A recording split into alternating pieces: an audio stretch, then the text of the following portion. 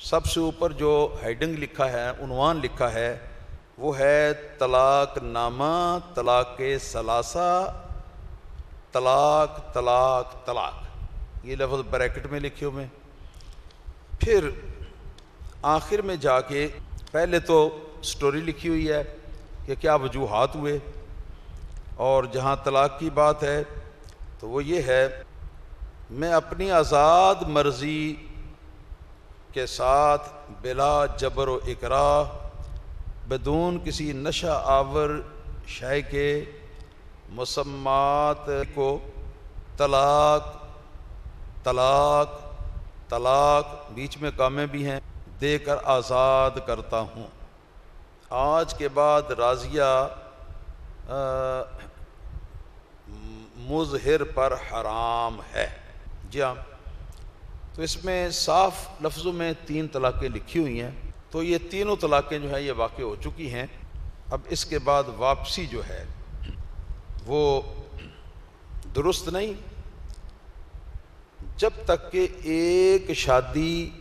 بیچ میں اور نہ پڑے، یعنی اس طلاق کے بعد اس مطلقہ کو 3 دفعہ ایام آ جائیں، اور اس کے بعد پھر یہ مطلقہ خاتون جو ہے اپنے اولیاء کی مشورے سے کسی اور مسلمان کے ساتھ نکاح کرے، اور یہ نکاح صحیح شرعی نکاح ہو، باقاعدہ مجلس نکاح میں اور گواہان کی موجودگی میں، اور حق مہر جو ہے وہ بھی مقرر کیا گیا ہو اور اس کی ادائیگی بھی لازم۔ اس طرح وہ کسی دوسرے شخص کے ساتھ نکاح کرے، نکاح کرنے کے بعد پھر حقوق زوجیت جو ہیں وہ بھی اس کا دوسرا شوہر جو ہے وہ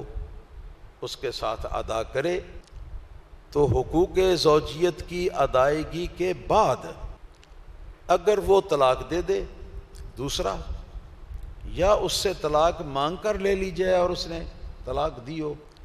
تو اس کی طلاق کے بعد پھر 3 مرتبہ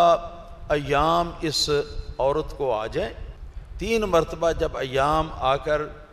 اس کی عدت پوری ہو جائے تو اس کے بعد یہ خاتون جو ہے یہ پہلے اپنے طلاق دینے والے پہلے شوہر کے ساتھ یہ اگر نکاح کرانا چاہتی ہو تو نکاح کر سکتی ہے، اس کی بیوی بن سکتی ہے، اور صحیح شرعی نکاح دوسری بار بھی کرنا ہوگا، مجلس نکاح میں کرنا ہوگا، گواہوں کی موجودگی میں کرنا ہوگا، حق مہر کی ادائیگی جو ہے وہ بھی لازمی ہوگی اس مرتبہ میں بھی۔ اس کو کہتے ہیں شرعاً حلالہ، حلالہ شرعیہ۔ اس کے بغیر وہ اس 3 طلاقیں دینے والے کے پاس واپس نہیں آ سکتی۔ صحیح بخاری کے اندر ام المومنین عائشہ صدیقہ رضی اللہ تعالی عنہا کی روایت ہے، فرماتی ہیں رسول اللہ صلی اللہ علیہ وسلم کے زمانہ اقدس میں ایک شخص نے اپنی بیوی کو 3 طلاقیں دے دی، اور حافظین ابن حجر اور عینی شرح بخاری کے اندر یہ لکھتے ہیں کہ اس میں ظاہر یہی ہے کہ یہ 3 طلاقیں اکٹھی دی گئی تھیں، یک بارگی ایک دم 3 طلاقیں دی گئی تھیں۔ اس کے بعد اس خاتون نے